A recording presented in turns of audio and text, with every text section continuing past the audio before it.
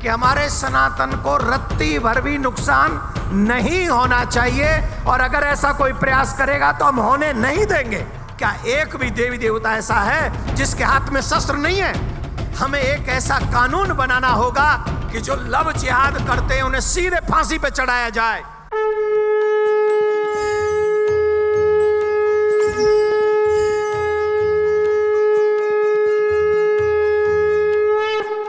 पूज्य देवकीनंदन ठाकुर जी हमें संबोधित करेंगे।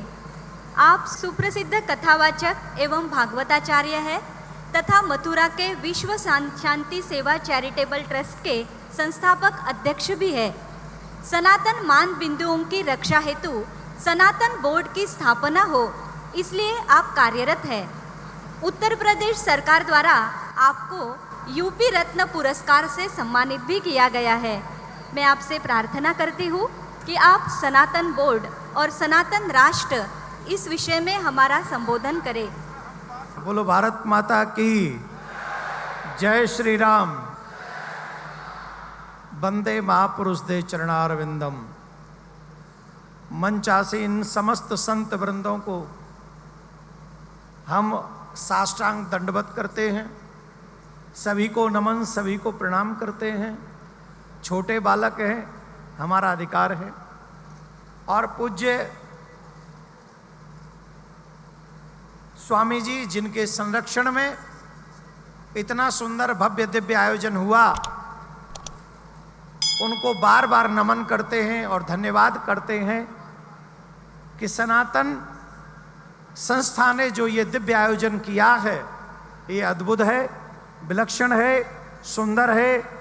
और सनातन राष्ट्र के लिए जो शंखनाद आज प्रारंभ हुआ है, ये आने वाले समय के लिए पत्थर जो है वो मील का पत्थर साबित होगा, इसमें संशय नहीं।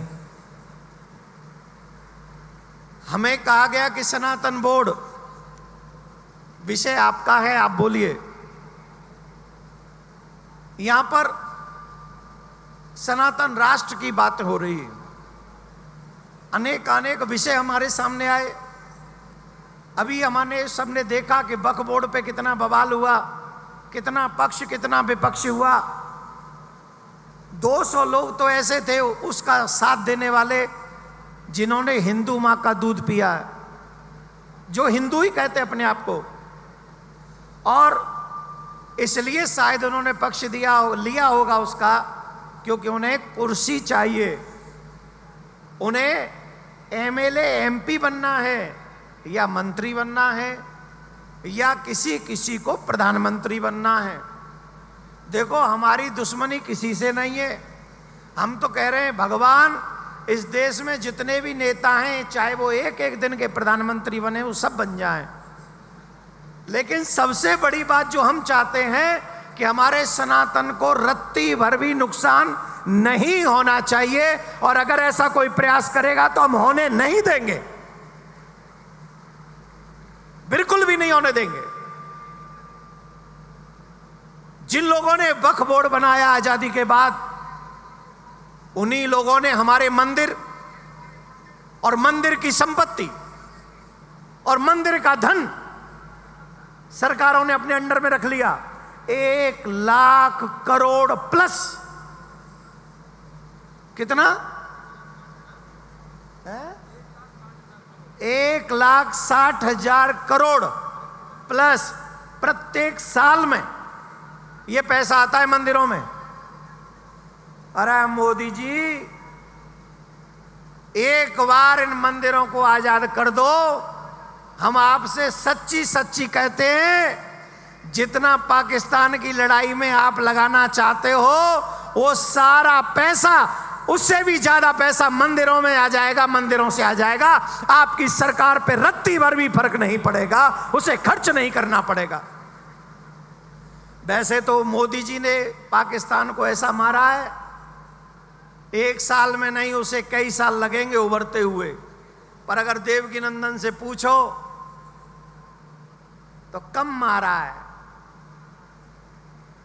और मार पड़नी चाहिए। बिगड़ा हुआ बच्चा है, पर कोई नहीं, शायद इससे ही सुधर जाए। पर सनातन बोर्ड हमें क्यों चाहिए? कौन कौन चाहता है मथुरा में कृष्ण भूमि बने? हाँ, ऐसे ही सोफा पे लेटे लेटे चालो चालो, सोफा मिल गए, भोजन मिल गया है, अब ऐसे ही रहो, बन जाएगा सनातन बोर्ड, राइट? बन जाएगा कृष्ण भूमि मंदिर, बन जाएगा काशी विश्वनाथ, बन जाएगा। ये हमारी प्रॉब्लम है कि हम चाहते हैं सब कुछ सरकार करे। अरे सरकार वो करेगी जो हम चाहेंगे। जिस दिन हम सड़क पे आ जाएंगे उस दिन कृष्ण भूमि भी बनेगी, काशी विश्वनाथ भी बनेगा। और महाराष्ट्र से कौन सी खबर है महाराज? महाराष्ट्र में कौन सी खबर है वो? हाँ बताओ। हमने औरंगजेब की कब्र महाराष्ट्र में बना रखी है। जिस औरंगजेब ने भारत को दुखी किया, जिस औरंगजेब ने भारत के सनातनी मंदिरों को, चिन्हों को तोड़ा, उन सनातनी चिन्हों को तोड़ने वाला, बहन बेटियों की अस्मिता को लूटने वाला वो औरंगजेब, उसकी कब्र महाराष्ट्र में बना के रखी गई है। क्यों?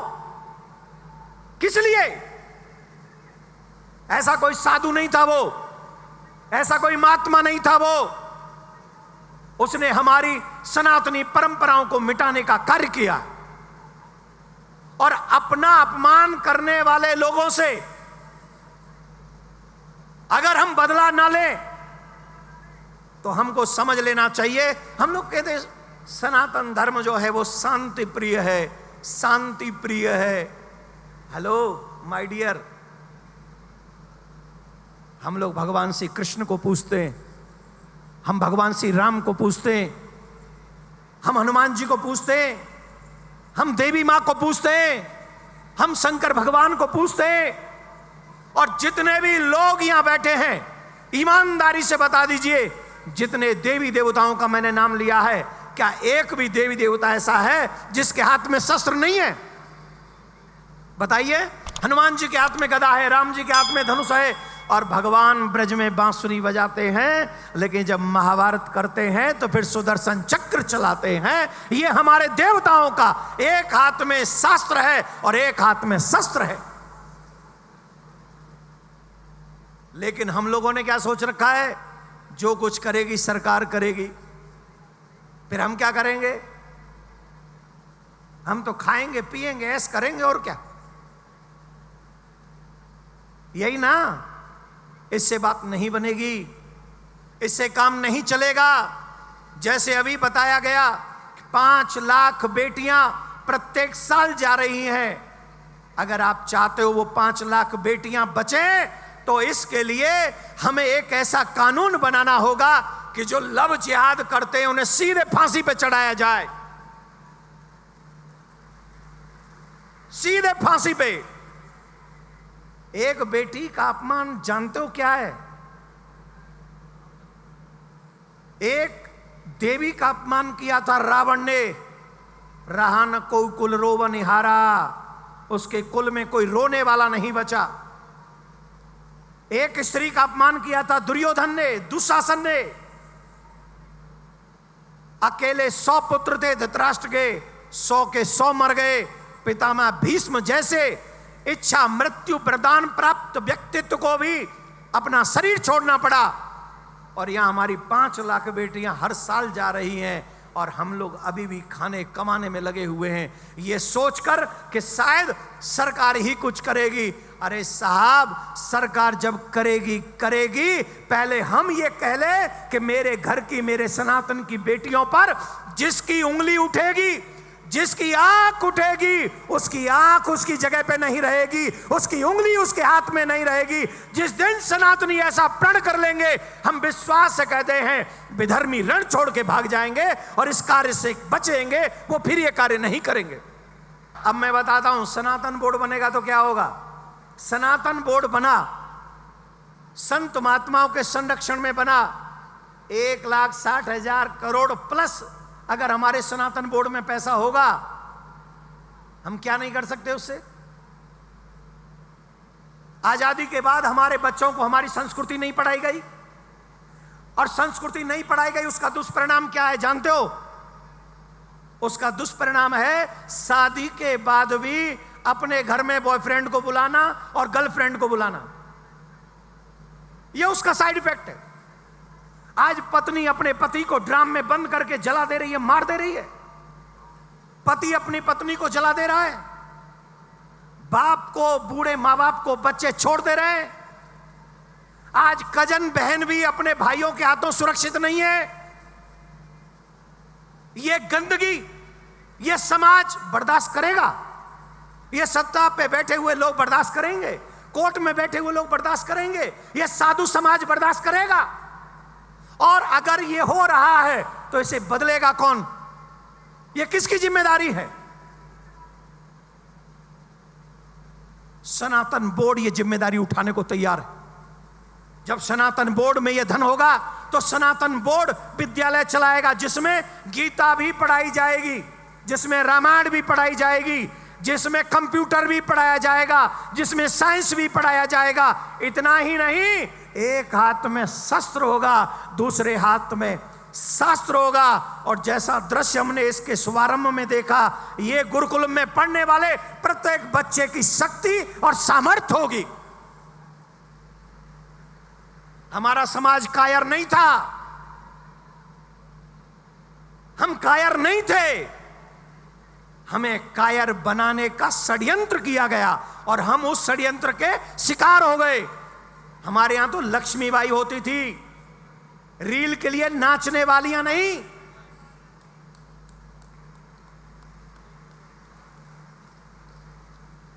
कहां है महारानी लक्ष्मीबाई? कहां है पतिव्रता सती सावित्री? कहां है पतिव्रता सती अनुसुईया, माता सीता? कहां है भगवान श्री राम?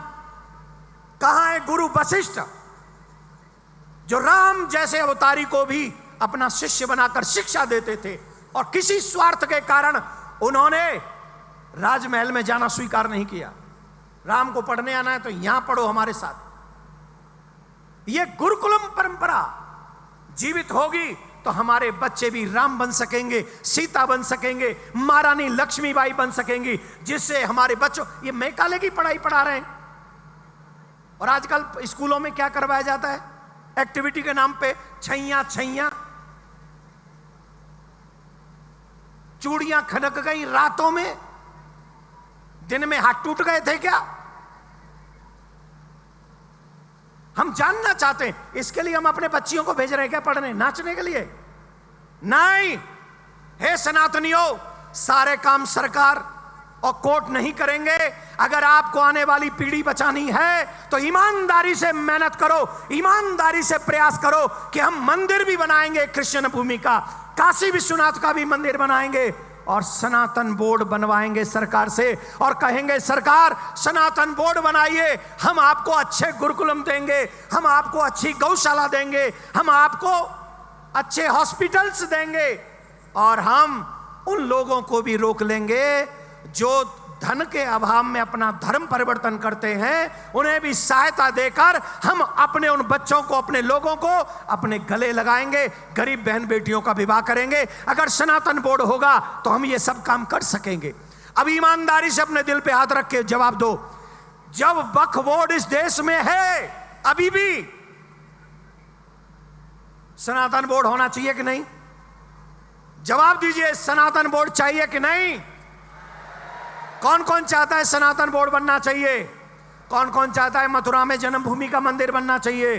कौन कौन चाहता है कि काशी में विश्वनाथ मंदिर, उस पे वो जो चिन्ह दिखाई पड़ता है वो कलंक मिटना चाहिए? कौन कौन चाहता है? सनातन धर्म की। और ये जय कब होगी?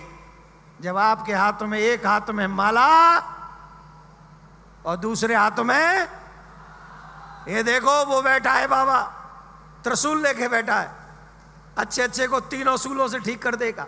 तो हमारा यही निवेदन है, समय का अभाव है, हमको जाना है, लेकिन सच कहते हैं अगर आप भी सनातन बोर्ड का गठन चाहते हैं तो फिर लड़ाई नहीं लड़नी पड़ेगी कोर्ट में कृष्ण भूमि की। समझ रहे हैं? जैसे ही सब सनातन बोर्ड बन जाएगा फिर उसकी लड़ाई हम कहां लड़ेंगे? सनातन बोर्ड में, क्योंकि उनके पास भी कोर्ट, फिर हमारे पास भी होगा कोर्ट। जैसे वो करते हैं अपनी जगह की सुनवाई, वैसे हम भी करेंगे अपनी जगह की सुनवाई। कृष्ण हमारे बाप का, मथुरा हमारे बाप का, और वो स्थान भी हमारे बाप का, और मंदिर भी बनाएंगे अपने बाप का। किसी के बाप में हिम्मत नहीं जो हमें रोक के दिखा दे। अब फिर बनाएंगे अपना मंदिर, अपने बाप का मंदिर। जोर से बोलना पड़ेगा, जय श्री राम। एक बात, अभी नहीं तो कभी नहीं, इस सरकार से हम आशा कर सकते हैं, और आशा है, पूरी आशा है, क्योंकि आदरणीय मोदी जी वो प्रधानमंत्री हैं पहले जो माथे पे तिलक लगा के केदारनाथ की गुफा में बैठते हैं। आदरणीय प्रधानमंत्री मोदी जी वो प्रधानमंत्री हैं पहले जो गंगा में डुबकी लगाते हैं, रुद्राक्ष धारण करते हैं। प्रधानमंत्री जी वो पहले प्रधानमंत्री जी हैं मोदी जी जो संतों के सामने सर झुका के प्रणाम करने में उन्हें कोई हिचक नहीं होती। ऐसे आदरणीय प्रधानमंत्री मोदी जी के, और राम मंदिर बना कब बना राम मंदिर? अगर अच्छा कल्पना करो, अगर मोदी जी नहीं होते, अमित शाह जी नहीं होते, तो राम मंदिर बनता? जवाब दो, जवाब दो। जैसे गुरु गोविंद सिंह जी का एहसान है सनातनियों पर, उनके 4 बच्चे कुर्बान हो गए थे तुम्हारा धर्म बचाने के लिए। उन छोटे छोटे बच्चों ने अपना धर्म परिवर्तन नहीं किया था। उनके पास ऑप्शन था, धर्म बदल लो तुम बच जाओगे, लेकिन उन्होंने कहा, कायर हो तुम जो हमें धर्म परिवर्तन करने के लिए कह रहे हो। हम सर कटवाएंगे लेकिन धर्म नहीं बदलेंगे। वो गुरु गोविंद सिंह जी जिन्होंने 4 बच्चों की कुर्बानियां दी हैं, वो एहसान चुका पाओगे? चुका पाओगे? अरे अब तो बूढ़े हो गए हो, अब चलो कुर्बानी एक बार मांगता है देश तो दे देते हैं। दूसरी, मोदी जी का ये बलिदान या कार्य जिन्होंने राम मंदिर बना के दे दिया, तो आदरणीय मोदी जी से ये आशा है, जैसे राम मंदिर बना है, आपके संरक्षण में मथुरा का भी मंदिर बनना चाहिए, काशी का कलंक मिटना चाहिए, सनातन बोर्ड बनना चाहिए। सनातन बोर्ड बनेगा, सच मानिए हर घर में कमल खिलेगा। कमल माने उस घर का बच्चा ही कमल कह रहा हूं। अगर आप कुछ और समझ रहे हो तो आपकी मर्जी। न पद चाहता हूं, न प्रतिष्ठान चाहता हूं, मैं तो बस सुरक्षित हिंदुस्तान चाहता हूं। भारत माता की धन्यवाद।